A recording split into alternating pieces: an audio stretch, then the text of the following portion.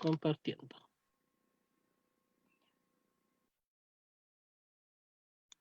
Vamos a compartir también acá.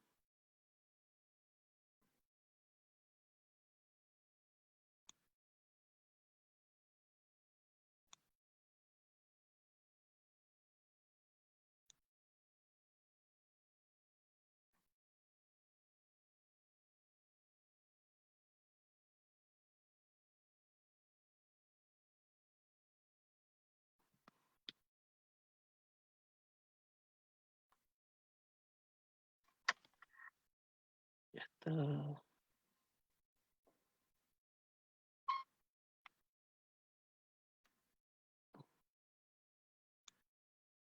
a seguir admitiendo.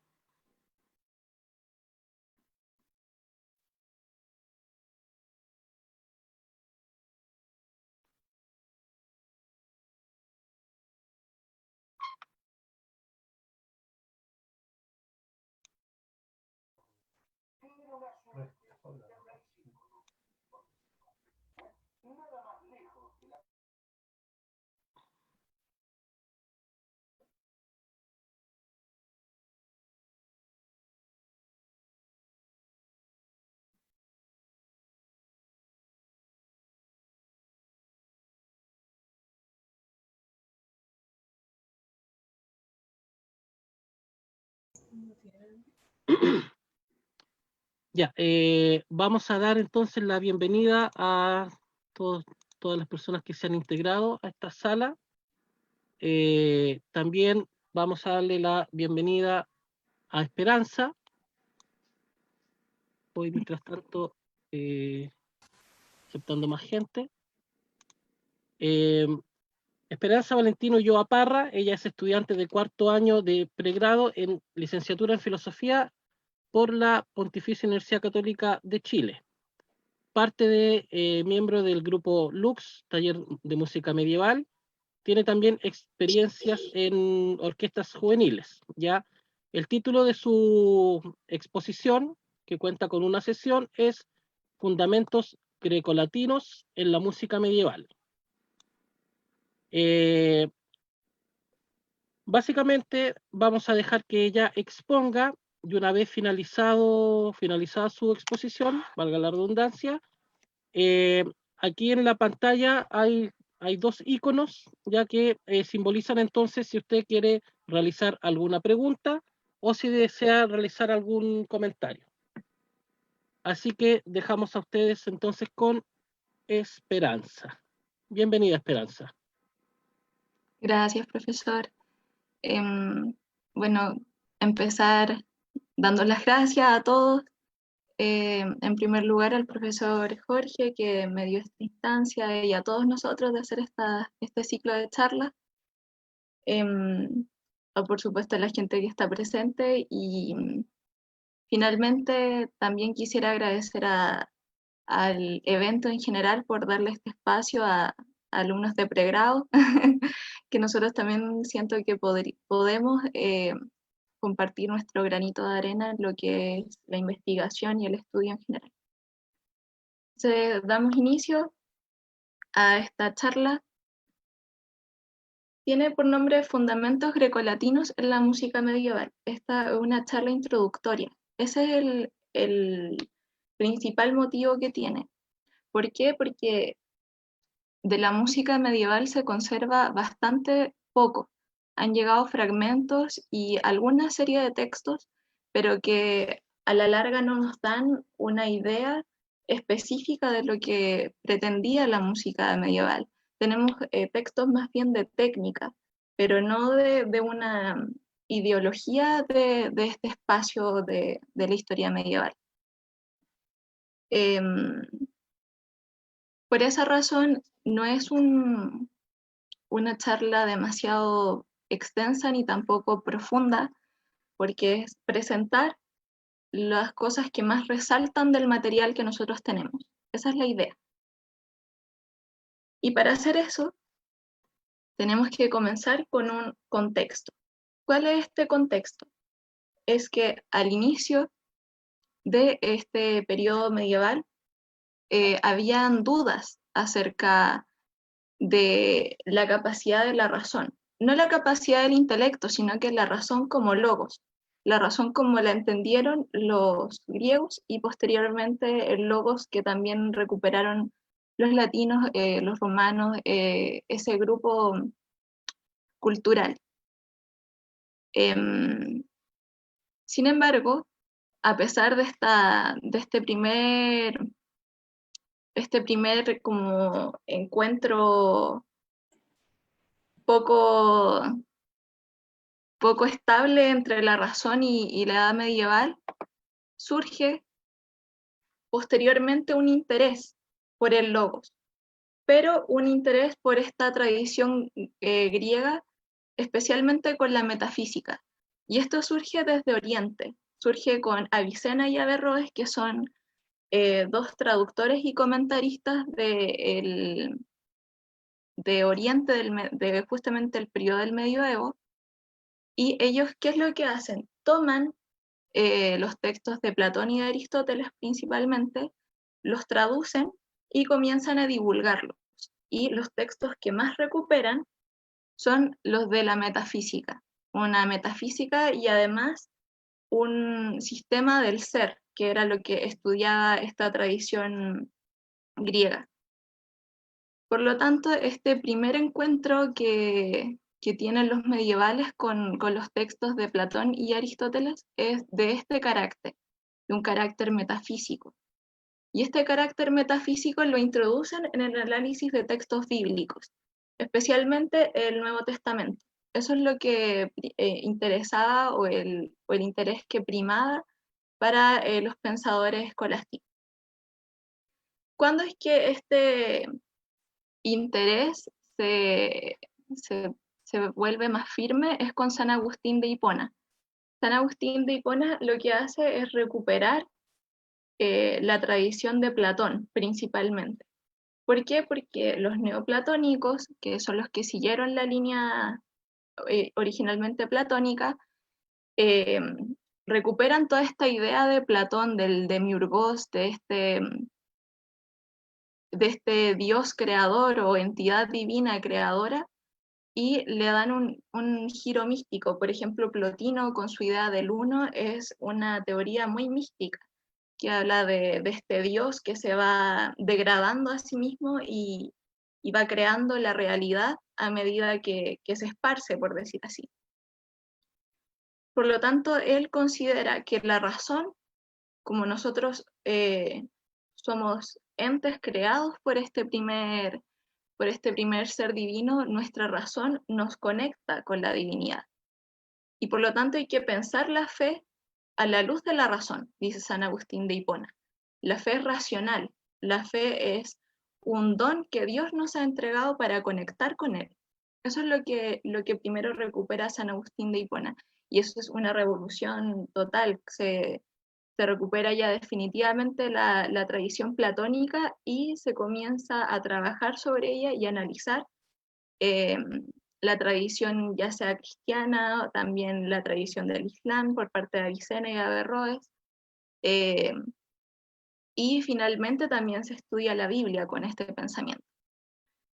Ya siglos más tarde, en el siglo XIII, esta escolástica toma un nuevo rumbo y se consolida definitivamente con Santo Tomás de Aquino. Solamente que Santo Tomás de Aquino, a diferencia de San Agustín, toma la tradición aristotélica, que es mucho más lógica en el sentido de que Aristóteles establece una lógica y una metafísica distinta a la de Platón, que contenía también algunas raíces más místicas en su forma de establecer su metafísica.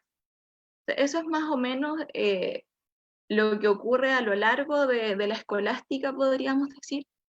¿Y por qué? Porque es importante tener estos pensadores en mente. Es importante justamente porque es metafísica, porque se recupera la metafísica.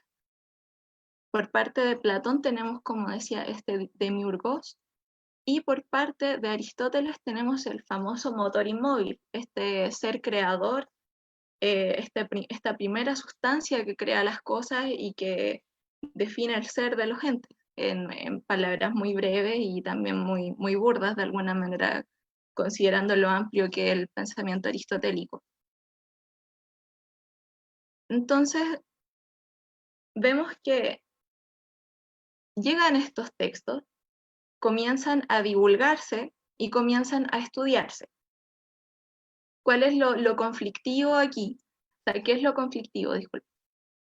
Lo conflictivo es que los textos de Aristóteles que no llegaron completos, no llegaron libros completos, sino que llegaron por parte, llegaron fragmentados, llegaron, de todos los textos aristotélicos que hay, solamente llegaron los de academia, con los cuales Aristóteles le enseñaba a sus alumnos. Entonces son textos muy oscuros, son lecciones de clase. Entonces eso hace que sea conflictivo seguir el ritmo de Aristóteles, porque a veces dice, bueno, como dijimos la vez pasada, y empieza a decir algo que no tiene ningún punto de comienzo en el párrafo anterior. Entonces los medievales al final lo que intentaron fue recopilar estos fragmentos y darle un sentido unitario. Pero al ser lecciones de clase es difícil de seguir. Y también fue difícil de compilar. Por eso es que Aristóteles demoró tanto en unirse al pensamiento medieval. Por otra parte, los textos de Platón que tenemos sí son de divulgación pública. Entonces son textos que se pueden leer fácilmente y se pueden seguir y entender. Entonces, ¿qué es lo que pasa? El camino de traducción, como decía, es complejo. El primer paso, esto en líneas muy generales, es del griego al siríaco, que es un dialecto que contempla varias ramas del arameo, después al árabe, y aquí ocurre algo bien difícil porque ocurre que Avicena y Averroes ponen de su propio pensamiento en sus comentarios. Hacen comentarios de los textos de Aristóteles y hasta el día de hoy es muy difícil diferenciar en los textos de Aristóteles que tenemos qué es Aristóteles, qué es Avicena y qué es Averroes. Está todo mezclado un poco, entonces no tenemos seguridad de que sea un texto puro de Aristóteles, por ejemplo. Bueno, del árabe pasa al hebreo y del hebreo finalmente pasa al latín. ¿Y cuáles son las grandes figuras, aparte de Avicena y Averroes, que tenemos en este proceso de traducción? Esos son dos latinos, son Boecio y Casiodoro. Boecio es un pensador, bueno, hay que entender que Boecio y Casiodoro son considerados los últimos pensadores latinos romanos, y los primeros escolásticos. Especialmente Boecio se considera el primer escolástico.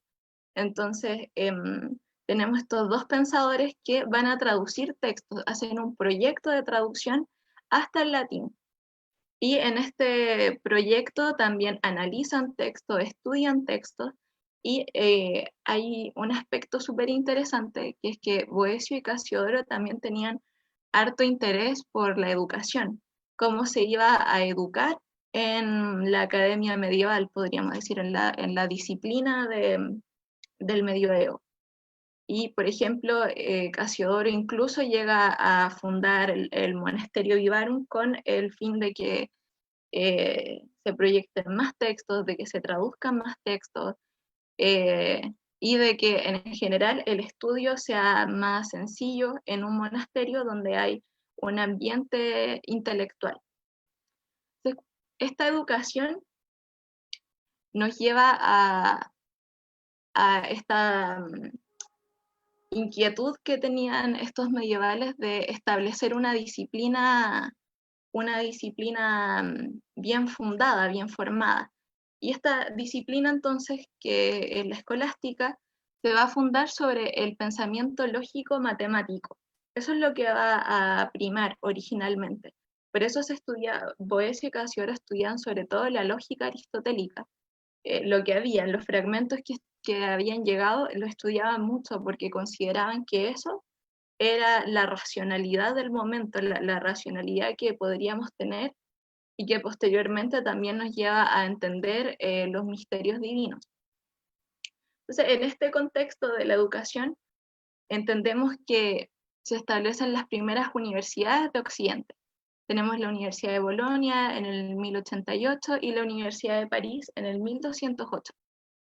¿Y qué es lo interesante? Es que cuando estas universidades se fundan, ya muy posterior a la época de Boecio y Casiodoro, en ellas ya está este modelo educativo bien formado que deseaban estos pensadores, que son las 7 artes liberales, que son el trivium, disculpen, y el quadrivium. En el trivium tenemos todo lo que es el arte de la palabra, tenemos la gramática, la dialéctica y la retórica. Y en el quadrivium está la aritmética, la geometría, la astronomía y la música.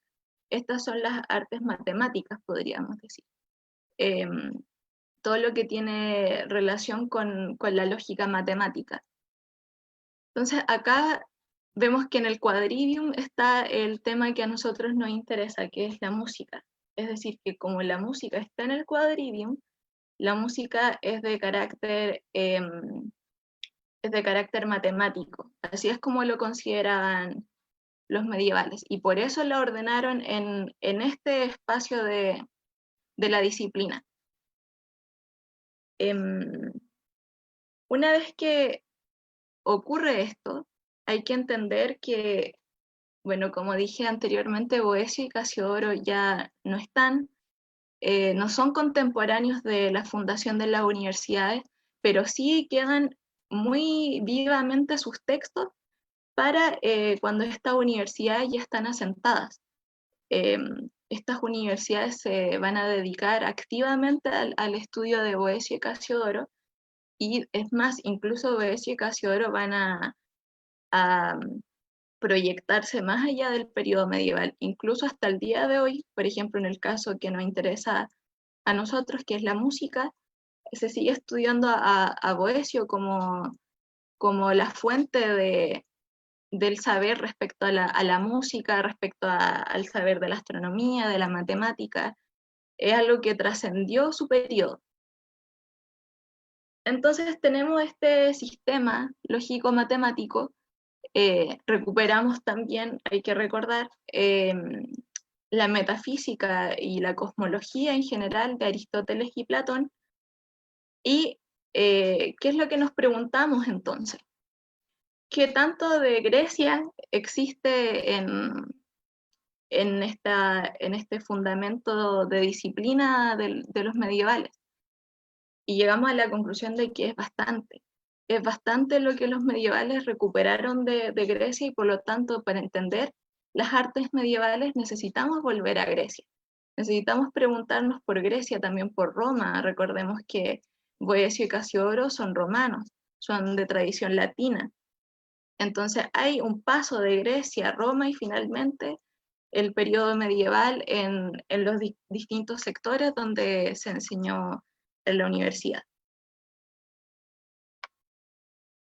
Aquí hay una imagen que más o menos explica esta situación, que esta es una ilustración de las artes medievales, las siete artes liberales, disculpe.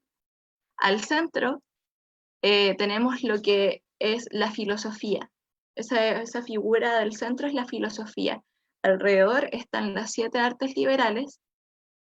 Abajo están los traductores, los escribas, los copistas, que están abajo porque son los que sostienen este sistema. Ellos son los que alimentan la educación. Y junto a la filosofía en el centro tenemos a Sócrates y a Platón discutiendo.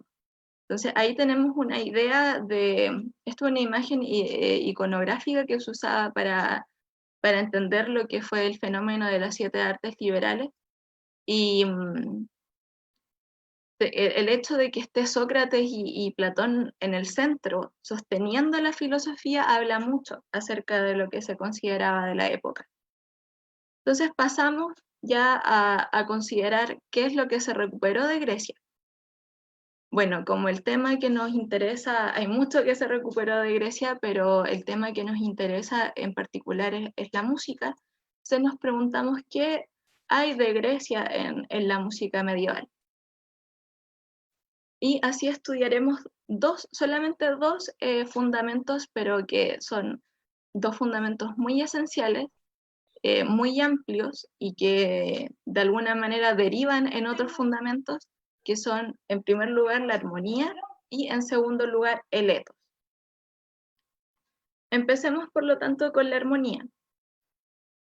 La armonía, cuando nos preguntamos qué era la armonía para Grecia, es un término muy amplio. La armonía se usa para hablar de distintas cosas. La armonía política, la armonía social, la armonía cósmica, la armonía del alma, de las partes del alma, la armonía musical, que es la que nosotros veremos, y también hay una armonía más filosófica, por decir así, que es la armonía entre los opuestos. Antes de Platón y de Aristóteles están los pensadores llamados presocráticos. Y estos pensadores pensaron mucho acerca de los opuestos. ¿Cómo es que, por ejemplo, este vaso, esta agua, de repente puede estar fría y después puede estar caliente? ¿Cómo es que esos dos opuestos conviven en un mismo objeto sin destruirse entre sí? Sí. Hay mucha duda respecto a la idea de la armonía. Y también hay duda acerca de la armonía ética también, la armonía de la hibris, de la prudencia también. La hibris cuando yo soy desmedido, cuando me voy a los excesos, y la prudencia cuando, tal y como dice la palabra, actúo prudentemente. Entonces, como la armonía se usa en tantos contextos, tenemos que preguntarnos cómo la vamos a definir entonces. Y hay un acuerdo de que la mejor manera de definir la armonía es como el conjunto de elementos en una parte y un todo, puede ser también, que actúa en comunión sin destruirse mutuamente. Eso es armonía, cuando varias partes se unen y no se destruyen. Entonces, ¿qué es lo que vemos en común en todos los tipos de armonía que acabo de mencionar? Bueno, lo común, el espacio común de todas ellas es que se refieren a una medida. Por ejemplo, cuando hablo de la hibris, del exceso y de la prudencia, cuando estoy siendo realmente prudente y estoy actuando bien, cuando dentro de estos dos espectros me ubico entre medio y no voy a un extremo ni al otro, hay una medida de aquí, digamos, de aquí a este punto y de este punto medio al otro extremo. Entonces, esa medida es lo que va a determinar la armonía, es decir, la armonía se sostiene en una idea de medida. Y así comienza el estudio de qué es la armonía y cómo se mantiene la armonía en el cosmos. Y ahí hay mucho material, hay muchos pensadores que se dedican a este tema en particular. Yo he recuperado algunas citas de lo que representa mayormente lo que fue esta discusión de distintas tradiciones. La idea que más fue popular durante un tiempo fue la idea de lo ilimitado y lo limitado. Es decir, que la armonía, esta medida, se da entre un aspecto ilimitado y una cosa, un ente que la limita.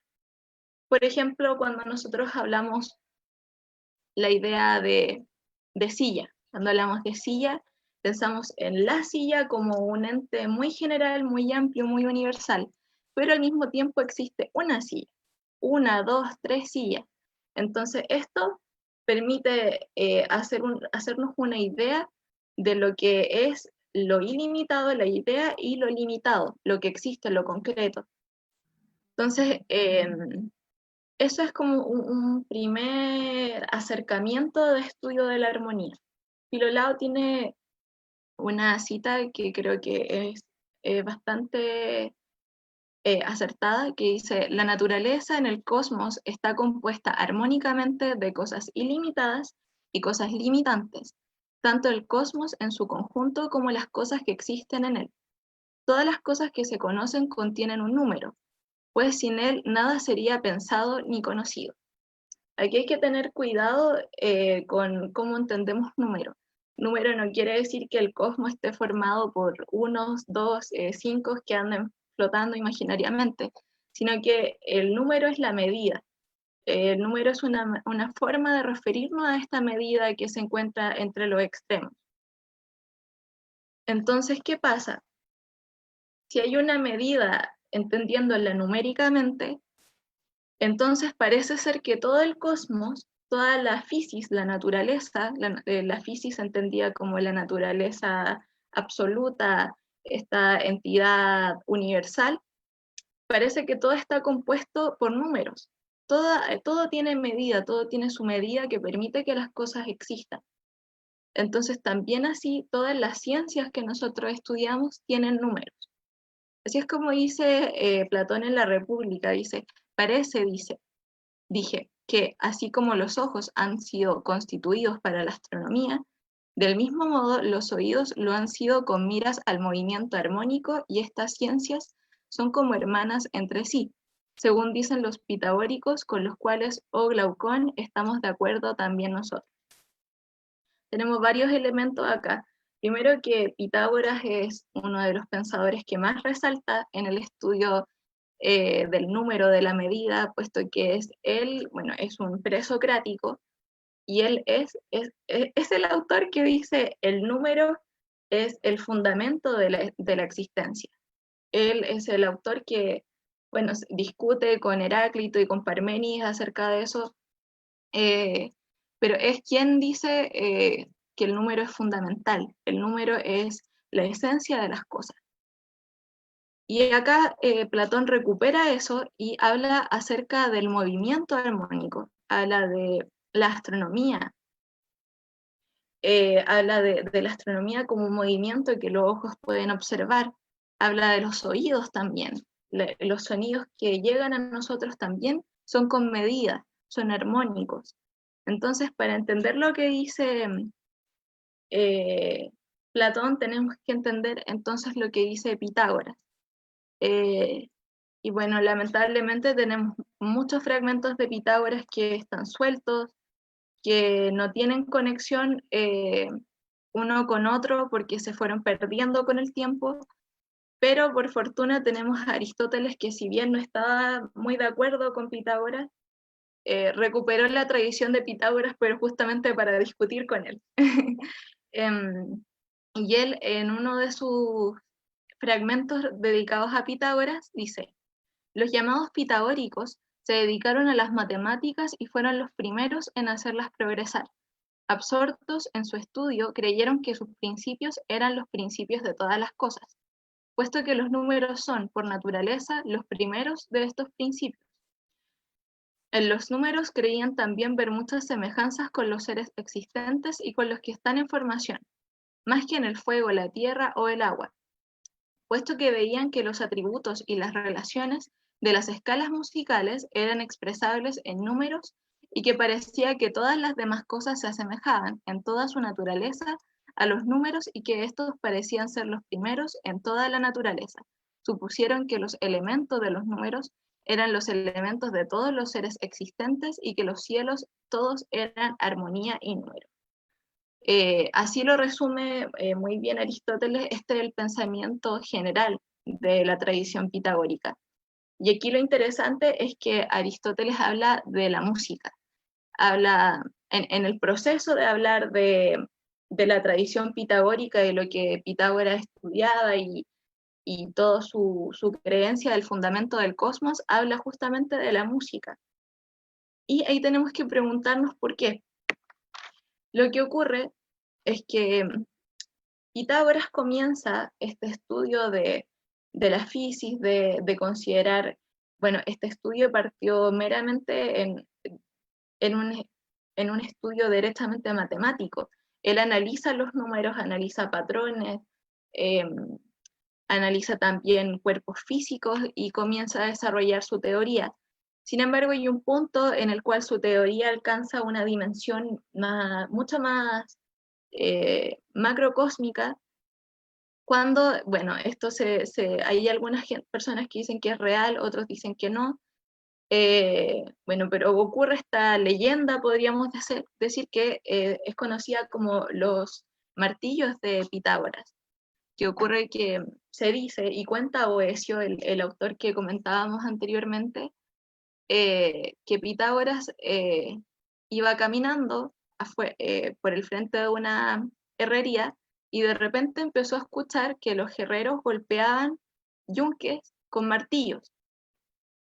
Y Pitágoras prestó atención y resulta que este golpeteo de los martillos creaban sonidos armónicos, siendo los martillos de distinto peso y los yunques también, los yunques golpeados también. Y eso fue revelador para Pitágoras porque dijo, claro, entonces ocurre que los martillos son de distinto tamaño y crean distintos sonidos. Sin embargo, lo interesante es que estos sonidos, a pesar de ser distintos, suenan armónicamente, suenan en lo que nosotros posteriormente llamaremos consonancia y disonancia, que es lo que estudiaremos en un ratito más.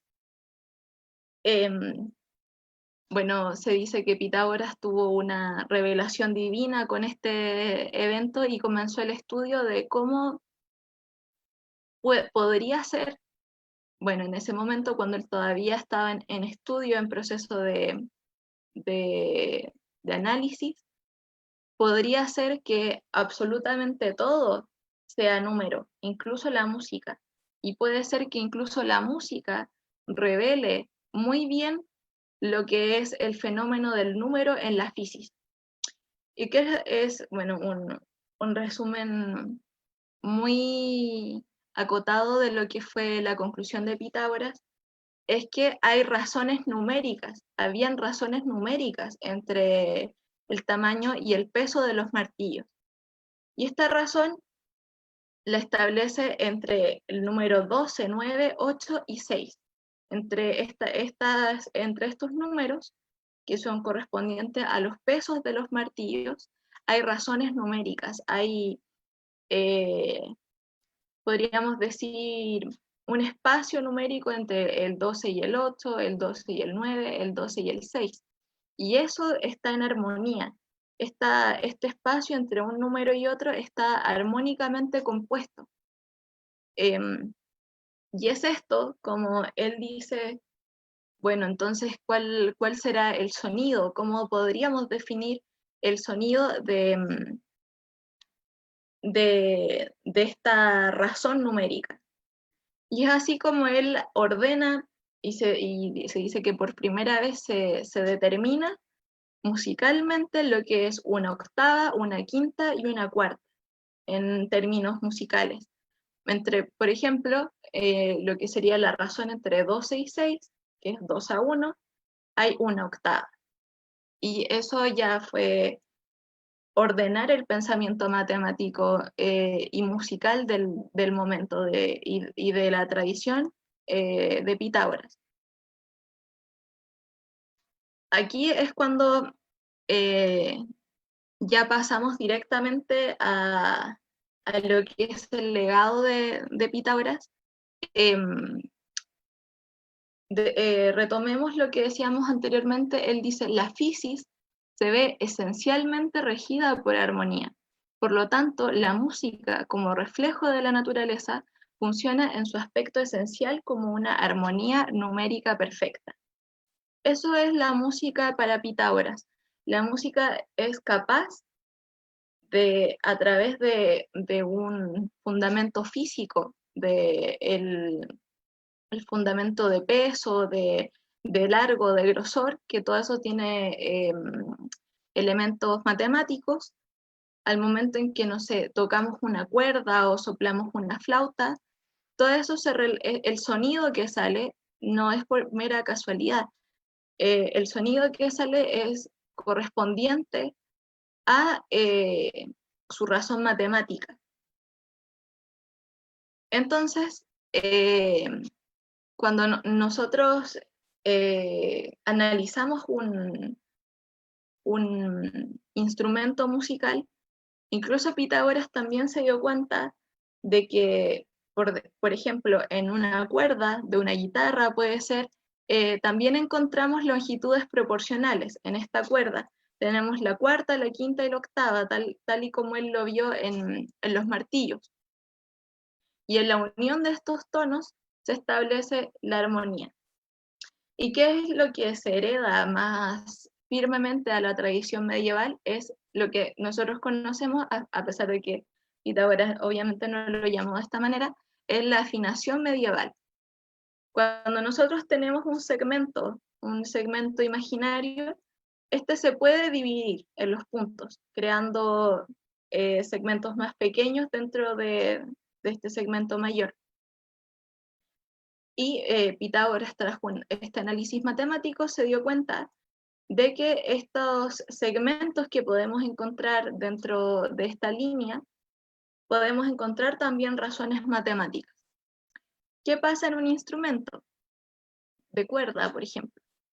Cuando tenemos una cuerda completa, podemos dividir este segmento por la mitad y este punto nos va a dar la quinta, por ejemplo.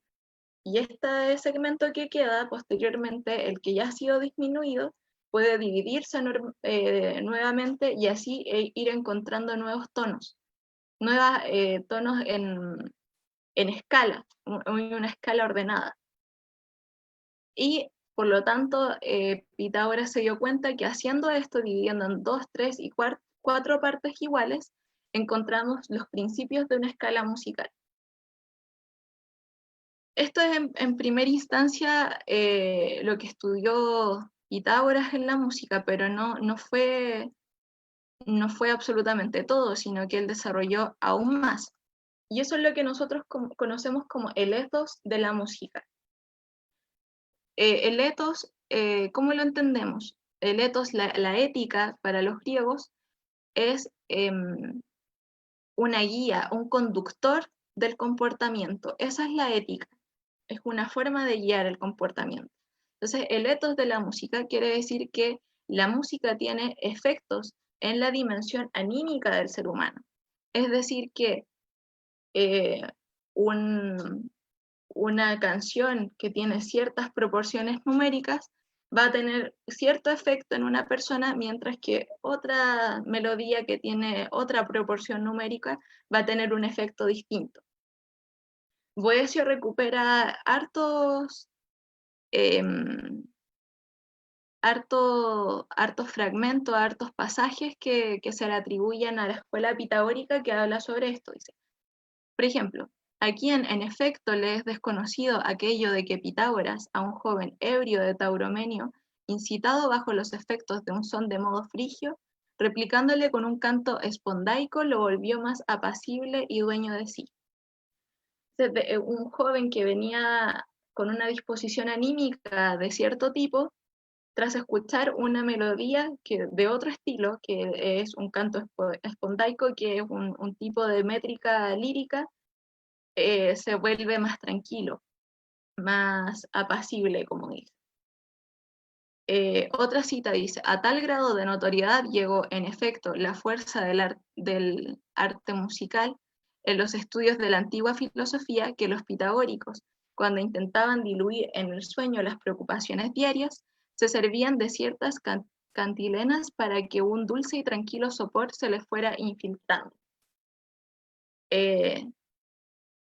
Pitágoras entonces conduce el ánimo, conduce la disposición anímica, la disposición del cuerpo, la disposición de tu actuar con la música, y así lo hacían los pitagóricos. Y no solamente los pitagóricos, que hay que tener cuidado con eso, porque estos son fundamentos que Grecia y después Roma también heredó en general, en el mundo académico.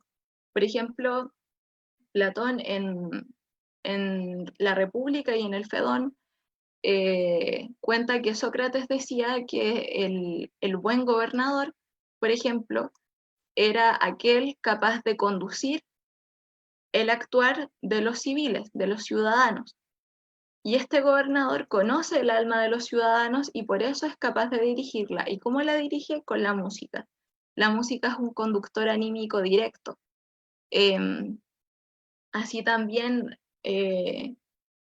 Platón está bastante de acuerdo con la tradición pitagórica al decir que el universo es número. Por ejemplo, en el Fedón, cuando él dice que el cosmos, los cuerpos celestes, están en razones numéricas perfectas, en razones numéricas armónicas. ¿Qué es lo complicado de esto?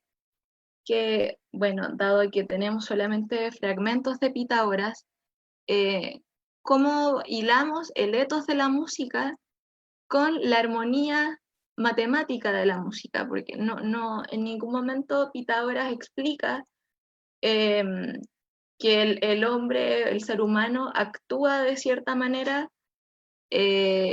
gracias a la música por una razón matemática. Nunca lo dice, o al menos en los fragmentos que han llegado hasta nosotros no se refiere al tema. Entonces hay un vacío entre un aspecto y otro. Y ese vacío, justamente, o no vacío, no, esta incógnita que tenemos de la herencia pitagórica, la recogen en general los pensadores del medioevo, principalmente, como decíamos, Boecio, que es quien estudia mayormente el quadrivium, con la astronomía, la matemática y la música, y él le va a dar como un sentido de completitud a esta tradición pitagórica de la música y de la música de mano de la matemática. Así, por lo tanto, llegamos a lo que es ya el periodo medieval como tal. Tenemos que entender que Boecio estudia los textos de Platón, de Aristóteles, los analiza y también con ellos desarrolla de alguna manera su propia teoría, muy inspirada por Grecia y Roma, pero su propia teoría.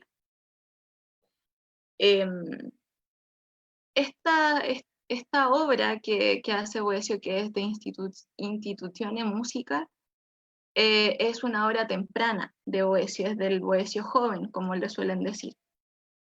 En esta obra se recuperan varios neopitagóricos que se encontraban en la tradición latina, por ejemplo, Nicómaco de Gerasa, que viene por parte de Grecia. También así tenemos a Ptolomeo, por ejemplo. Boecio a ellos lo estudia muy bien, porque bueno, él estudia, como decía anteriormente, a fondo la matemática y los fenómenos en torno a la matemática. Entonces, muy inspirado por la tradición neopitagórica, comienza su estudio musical. En términos muy breves, porque una historia es una obra muy amplia, él estudia la música en lo que nosotros conocemos como tono y semitono actualmente. ¿Qué se entiende como tono y semitono para Boecio? Tono y semitono son longitudes entre notas. Son longitudes, es decir, nuevamente, medidas, números, entre cada nota que una vez que uno las junta, pueden crear consonancia o disonancia. La consonancia ocurre cuando estos tonos, al mezclarlos, trabajan armónicamente y crean un sonido dulce. Así es como la define Boecio para nosotros. Y por otro lado, la disonancia es cuando todos estos tonos y semitonos se unen y crean un sonido duro o áspero, podríamos decir. Y dado que la consonancia se da de manera armónica, él cree que esta consonancia está al alcance del ser humano, porque el ser humano es capaz de darse cuenta de la consonancia. Él dice, no hay en efecto tan propio del ser humano como relajarse con dulces modos y constreñirse con los contrarios. Esto dice que el ser humano es capaz de darse cuenta de la armonía y crea esto, se vuelve apacible, se relaja cuando escucha los modos armónicos, pero se constriñe cuando no existe esta armonía o cuando existe la disonancia. Aquí es interesante porque Boecio relaciona música con humano, música con el individuo. ¿Y cómo lo hace? Él establece lo que conocemos como la música de las esferas celestes.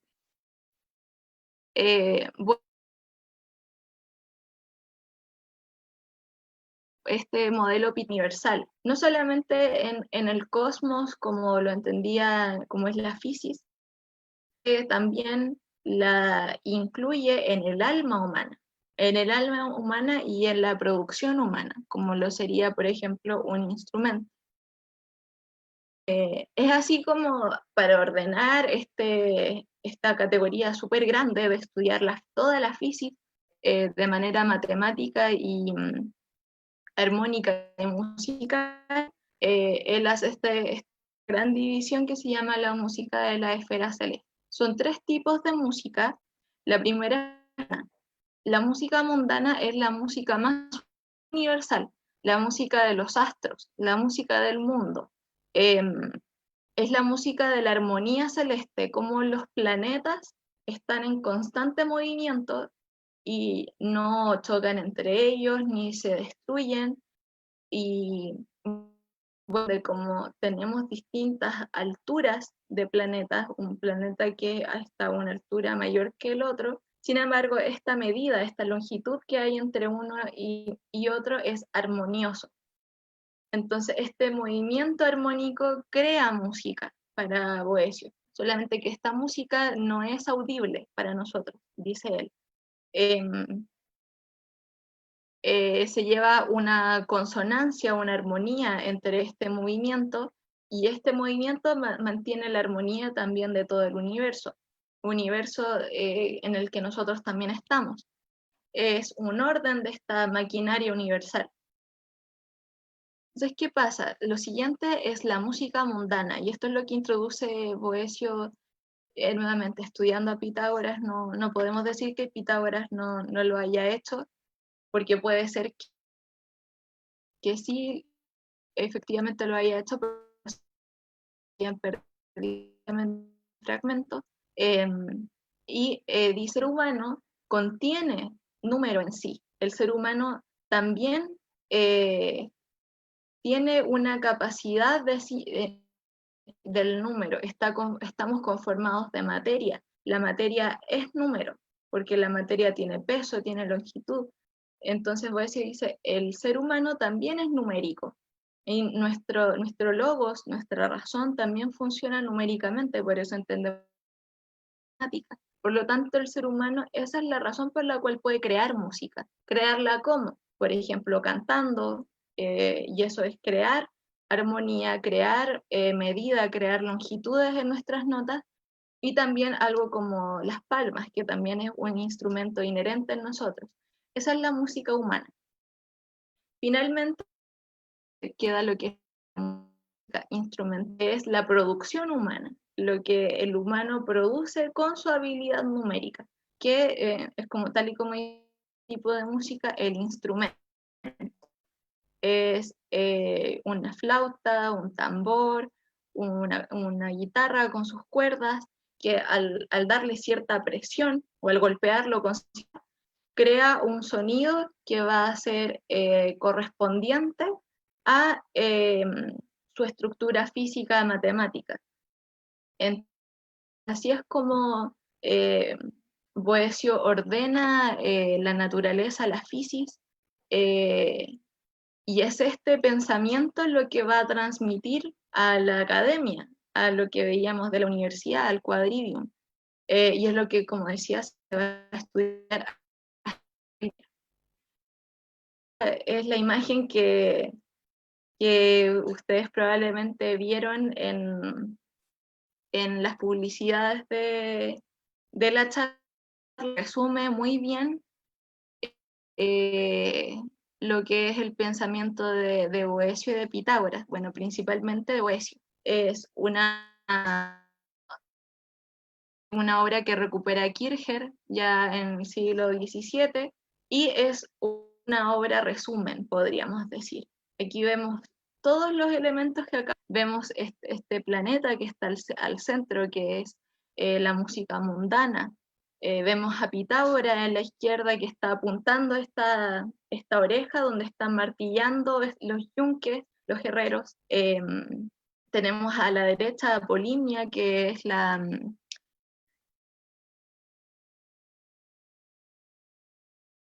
de que dentro de las divinidades la lírica esté relacionada con la geometría. El que introduce Kircher, que es muy interesante, es un coro de ángeles. Es un coro de ángeles, una imagen más relacionada con el mismo. ¿Qué puede querer decirnos este autor? Y que de hecho se ha estudiado. Que Boecio con su estructura musical consiguió una antropología, consiguió establecer una antropología que, si bien es temprana, porque después Boecio va a cambiar de parecer y va a seguir una tradición más aristotélica, alejándose de Pitágoras, pero esta primera antropología puede decirnos que si nosotros como seres humanos entendemos la música, y la música demuestra la matemática en toda la física, entonces Dios en sí debe tener un concepto, un concepto base de la matemática y de la música. Entonces el humano al seguir esta música puede conectar con lo divino. Eso es lo que podría estar diciendo Boecio y lo que de hecho retoma Kircher. Esto es una antropología que, bueno, como decía Boecio después, pero que habla mucho acerca nos revela harto acerca de la época. Por ejemplo, por eso quizá podemos entender por qué hay una música medieval y otra música llamada profana, que es así como se la clasifica hasta nuestros tiempos. ¿Por qué quizá una música es más adecuada a la otra? Puede ser por los tonos, esta longitud matemática, la armonía, puede que algunas se consideren aptas para conectar con lo divino, mientras que otras no. Ya queda para un estudio posterior, porque ya tendría que recuperarse otros aspectos más allá del musical y matemático de Boecio. Bueno, eso es lo que yo quería compartir en esta charla muy breve, muy concisa en solamente la música y la matemática, y espero que haya sido claro porque a veces es difícil entender los conceptos de iglesia, pero puede ayudarnos a comprender mucho de lo que fue la música del medioevo. Y muchas gracias a todos por su atención.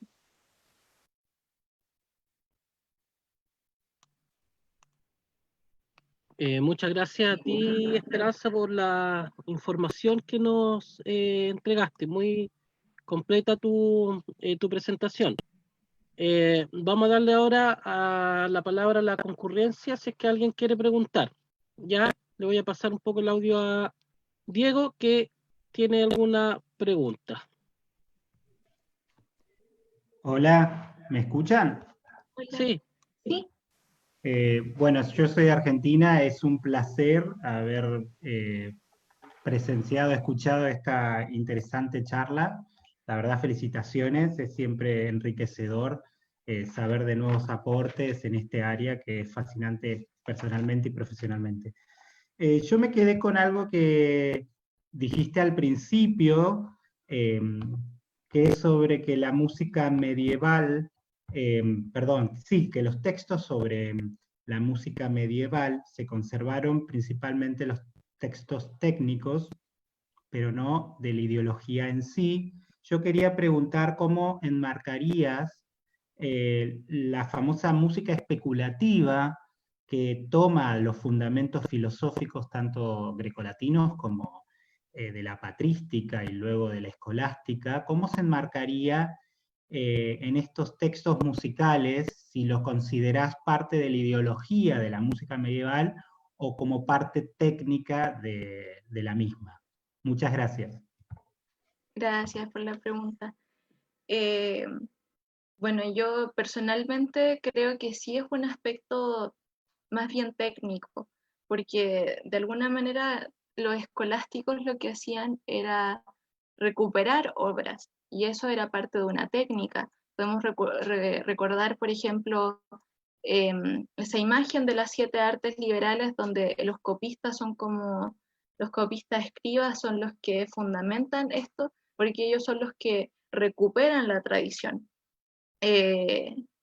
Pero dado que recuperan mucho, heredan mucho, también se hace difícil rescatar lo que es lo que está detrás de, de esas bases que se presenta para la música del periodo, que es lo que fundamentalmente existía en Grecia y Roma, y que, por ejemplo, como decía, se perdió mucho, se perdió mucho de Pitágoras, se perdió mucho de Platón. Incluso cuando Platón habla sobre la música, son como frases sueltas y que tampoco sabemos mucho más que habrá dicho. Incluso Boecio, que es uno de los más grandes pensadores respecto a la música, también va perdiendo harto de los autores, recupera lo que puede y compila eh, ¿cómo se medita acerca del material que tenemos, pero también hay mucho material que se perdió. Entonces, y ese material es fundamental para entender el material que los mismos medievales tenían en su tiempo. Entonces, esa es más o menos la idea que tenía cuando decía que se pierde más o menos como la ideología detrás de lo que es la música medieval.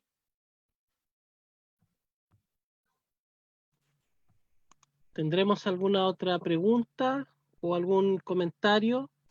Sim, Damos la palabra. Meu nome é Paulo Aguiar, eu estou falando do Brasil. Eu queria agradecer a belíssima palestra da professora Esperança. Parabéns e parabéns pelo equilíbrio, pelo aspecto pedagógico também. Professora, eu sou um dos fundadores do coro gregoriano de Belo Horizonte e também tem um coro de crianças na rede pública que fazem comigo gregoriano. Naturalmente, agora tudo está interrompido pelo confinamento. Eu gostaria de perguntar à senhora sobre como é que a gente pode associar Boécio e a corrente dos filósofos gregos com o octoecos dos modos gregorianos. Creo que entendí la pregunta, ¿cómo recuperar a Boecio con el canto gregoriano y los pensadores griegos? Creo que esa es la pregunta. Sim, como é que a gente pode fazer uma relação entre o octoecos dos modos medievais, né, os 8 modos gregorianos, como é que a gente pode fazer essa relação com Boécio e naturalmente com os filósofos gregos?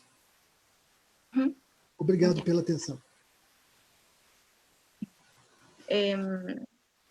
Creo que lo recuperaría, bueno, la tradición del canto gregoriano es posterior a lo que Boecio consiguió teorizar en sus escritos, pero como decía, Boecio se recuperó mucho en toda la tradición medieval, en todo lo que fue la teoría. Entonces hay elementos de Boecio, solamente que en el canto gregoriano ya tiene términos distintos, porque entender, por ejemplo, cuando yo digo modo frigio, para los griegos el modo frigio era completamente distinto a lo que tenemos hoy, por ejemplo. El modo frigio era muy distinto porque los griegos trabajaban con notas distintas.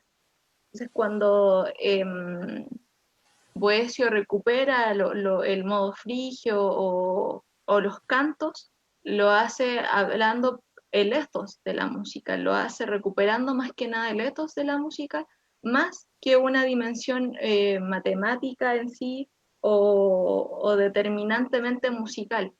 Entonces, cuando hacemos el paralelo, no podemos recuperar mucho del sistema matemático, por eso Boecio lo actualiza, por decir así, y así también lo hacen los medievales posteriores, pero se mantiene el sentido ético, se mantiene el sentido de la ética, de conducir el ánimo.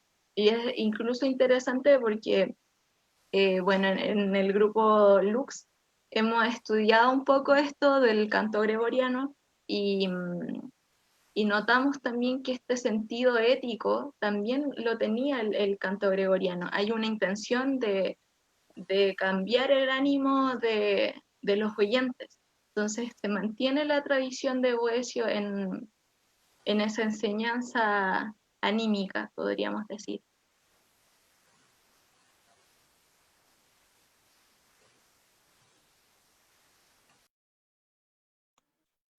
Muito Ya. obrigado. Gracias por la pregunta. ¿Alguien más levanta la mano para hacerle una pregunta a nuestra expositora? ¿O quisiera agregar algún comentario? Olá, boa noite. Buenas noches. Eu sou Inês. também do Brasil, me chamo Inês. Eu não hablo muito bem espanhol.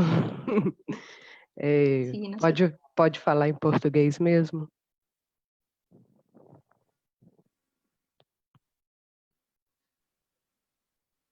Oi.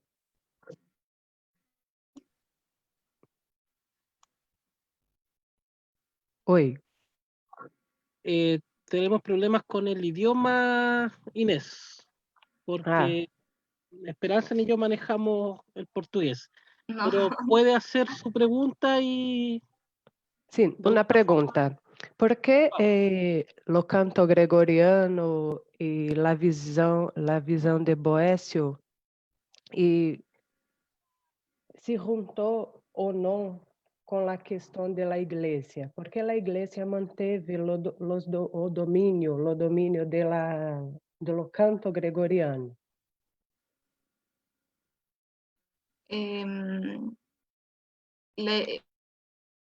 Hay que entender que Boecio era dentro de la escolástica, era un pensador que estaba introducido en el iglesia. De hecho, muchas de sus obras Boecio las entregaba a la iglesia y esto fue recopilándola y por eso la academia, hay que entender la universidad, fue obra de la iglesia, las primeras academias fueron por parte de la iglesia.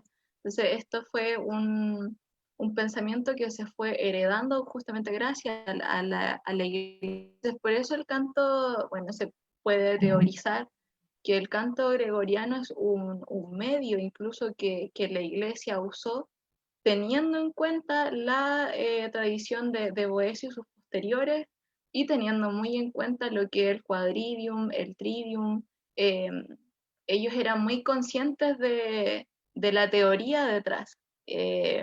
No se divulgaba porque se mantenía ese conocimiento en los espacios académicos determinados, pero el hecho de que no se divulgara no significaba que no existiera, que no estuviera de fondo. De hecho, sabemos que este material se usaba, que este material se mantuvo y hasta el día de hoy incluso lo tenemos y uno incluso puede imaginar que quizá incluso hasta el día de hoy obras de canto gregoriano u obras de otra connotación tienen estas bases de, por ejemplo, la ética que decía que la conducción del ánimo lo tiene en cuenta. Entonces podemos especular esas cosas, pero en estas bases que de alguna forma son hechos, que esta obra de Boecio fue entregada a la Iglesia y desarrollada dentro de un contexto de la escolástica. Creo que haya un poco esa duda. Muchas gracias. Gracias a usted. Vamos con la última pregunta, si es que alguien levanta la manito, levanta el dedo. ¿Habrá alguien? Bueno, yo le voy a dar las gracias a Esperanza, ya. Le comento también que en su correo hay un pequeño acto simbólico, que es un pequeño certificado que hemos generado por su participación. Estamos muy agradecidos de Esperanza. Por lo tanto, los invitamos para mañana. Mañana a las 18 horas vamos con el curso La cultura y sexualidad en la Edad Media. Es un taller que tiene 4 sesiones. Mañana es el taller 1, revisitando las continuidades. A las 18 horas comienza y lo imparte la profesora Marcela Cubillos. Le doy las gracias a todos por su asistencia y finalizamos entonces esta sesión. Muchas gracias, que estén muy bien. Muchas gracias, Esperanza. Gracias a usted y a todos por darse un tiempito de escuchar esta exposición. Ok, nos vemos. Gracias a todos.